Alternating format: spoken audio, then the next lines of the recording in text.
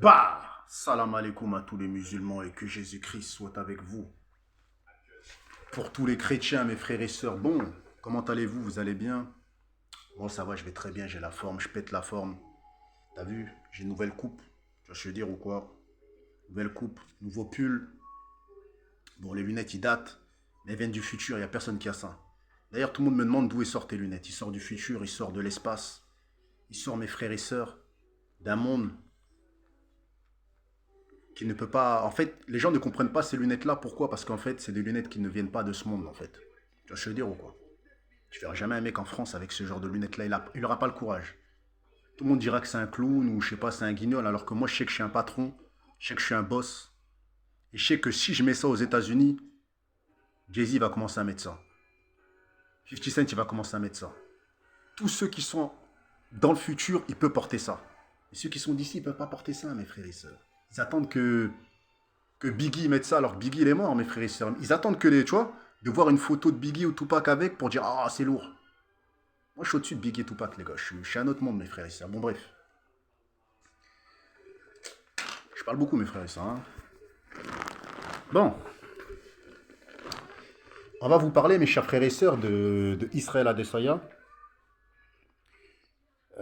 face à Alex Pereira, ma prédiction. Et ensuite on va vous parler de Dustin Poirier et de Michael Chandler. Bon, Dustin Poirier est devenu une légende depuis qu'il a démonté la gueule de Conor McGregor. Mais comment il s'est fait botter le cul par Normagomedov et par Charles Oliveira, je me suis dit là, si le Dustin Poirier était en face de moi, j'allais lui mettre un coup de tête, tu vois. Parce que je trouve que sa cote, elle est trop haute. Maintenant, on a Michael Chandler qui vient du Bellator et qui est arrivé, qui a mis un KO à Tony Ferguson et qui démonte beaucoup de gens. La hype de Michael Chandler, elle est montée direct à l'UFC, tu vois. Parce qu'il était connu au Bellator, mais il n'était pas connu. Là, il est vraiment devenu une vraie star, tu vois, je veux dire ou quoi. Après avoir éliminé Tony Ferguson avec un front kick qui a fait pioncer le Mexicain ou le Cubain, je sais pas c'est un quoi, mais bon, bref. Bon, ma prédiction, elle va aller tout droit au but. Pour moi, Justin Poirier est plus fort que Michael Chandler en kickboxing, en boxe. Mais Michael Chandler, il est plus fort en KO.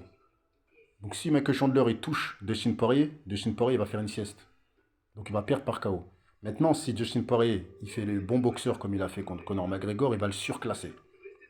Donc c'est soit une décision de Justin Poirier, ou soit il va se manger un KO.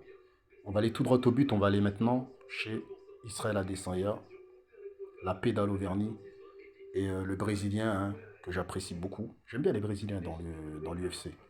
J'aime bien Anderson Silva, José Aldo.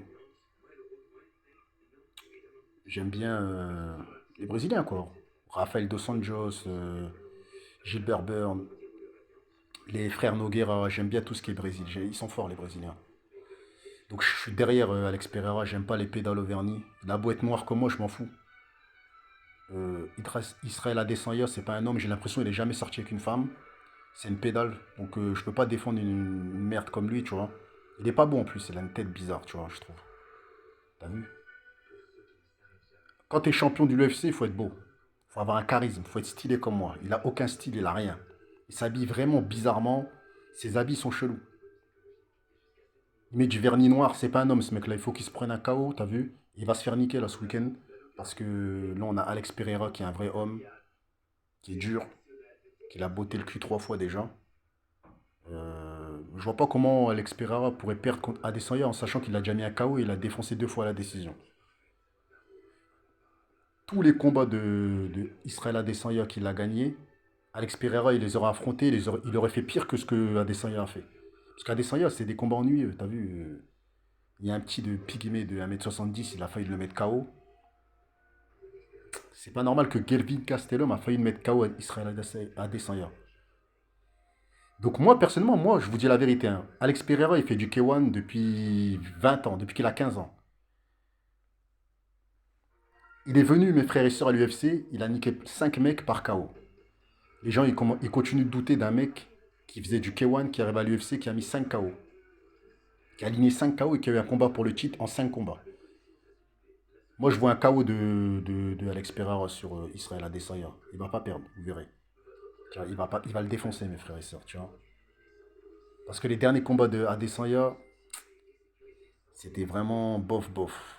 Tu vois. En plus, Jan Blachowicz, champion de light heavyweight, l'ancien champion, qui s'est fait prendre le titre par Glover Teixeira, il a démonté Israel Adesanya. Et je vois pas Jan Blachowicz défoncer Alex Pereira. Je le vois pas, mes frères et sœurs. Je sais pas, je vois pas ce que Jan Blachowicz a fait à Israël. Je pense que Pereira va faire pire. Vous verrez. Et je le souhaite. Tous les hommes ne doivent pas mettre de vernis. Ça devrait être interdit. Le mec, il arrive en conférence de presse, il met du vernis noir. C'est une pédale, ce mec-là, mes frères et sœurs. Je vous dis la vérité, c'est pas un homme, t'as vu. Et Israël Adesanya, si tu parlerais français et tu comprendrais ce que je te dis, je t'aurais envoyé un message privé, je t'aurais dit dès que t'es en France, donne-moi rendez-vous. Et je vais t'apprendre à être un vrai homme. Je vais prendre le vernis que tu mets dans tes ongles et je vais te peindre ta gueule en blanc. Tu vois, je veux dire ou quoi? Parce que j'aime pas les pédales, moi, t'as vu? Et après, je vais te botter le huc et je vais te frapper toi et Makachev. Parce qu'il y a des mecs qui sont venus me voir dans la rue. Ouais, t'es un malade. Tu crois que tu vas niquer Islam Makachev? Il y a des mecs qui sont venus me voir par rapport à mon TikTok que j'ai dit que je vais niquer Makachev. C'est la vérité, mes frères et sœurs. La rue et les sports de combat, c'est pas la même chose. Francis Ngannou, il a dit quoi? Il a dit on me voit comme le champion du monde, mais je sais que dans la rue, il y a des mecs qui peuvent me tabasser. C'est pas moi le plus fort. Donc, retenez-le bien, les gars. Makachev, il fait son cinéma, il fait sa lutte, mais dans la rue, s'il se mange un coup de tête de Guada Zero, ce sera pas pareil. Il n'y aura personne qui va se séparer. Israël Adesanya, c'est pareil. Il fait son petit kickboxing. S'il me croise dans la rue, je lui mets deux coups de tête, il va saigner, mes frères et sœurs. Il n'y aura pas d'arbitre. Il n'y aura pas de gants, il n'y aura rien. Donc voilà.